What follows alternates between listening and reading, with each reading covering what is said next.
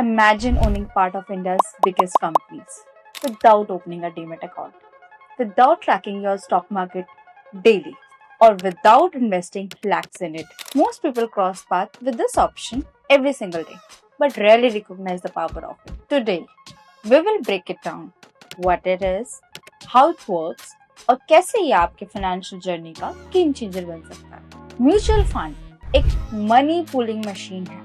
सोचो, एक swimming pool में आप पानी भर रहे हो, पर ये पानी एक्चुअली पैसा है। आप, मैं और लाखों लोग अपना पैसा इस पूल में डाल रहे हैं और इस पानी को एक ट्रेन्ड लाइफ गार्ड यानी फंड मैनेजर हैंडल करता है।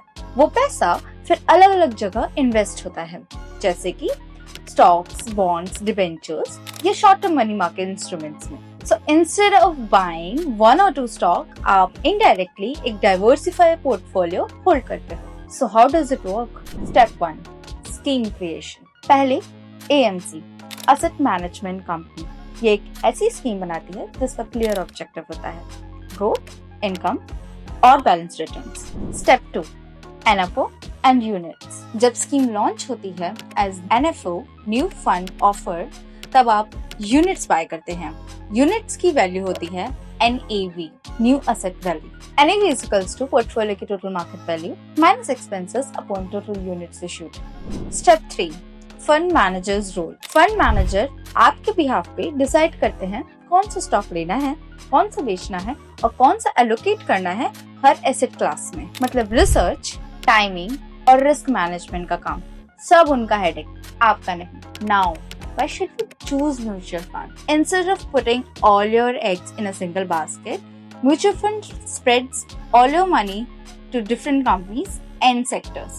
Risk कम होता है compared to investing in a single stock. Second, professional management. Fund managers are full-time professionals who live and breathe the markets.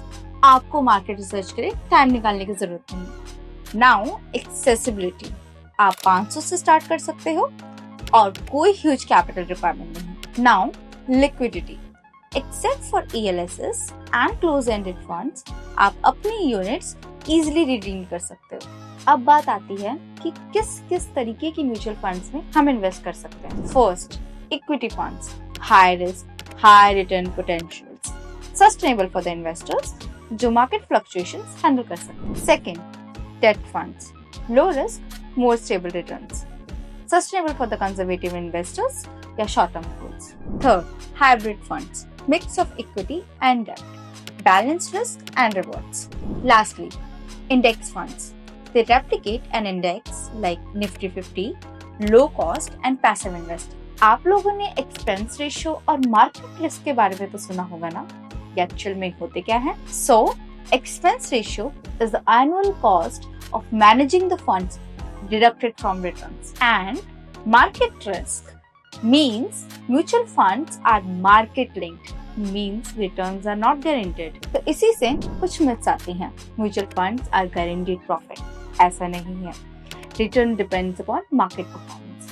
Second myth, only equity mutual funds exist, ऐसा नहीं है। Debt and hybrid funds exist too. Mutual fund एक tool है, सही तरह से invest किया तो स्मॉल सेविंग्स को एक बड़ा पोर्टफोलियो बना सकता है, लेकिन गलत स्कीम, गलत टाइम एंड गलत एक्सपेक्टेशन तो पोर्टफोलियो सिर्फ पेपर पे रह जाता है। आपका रिस्क एपेटाइट क्या है?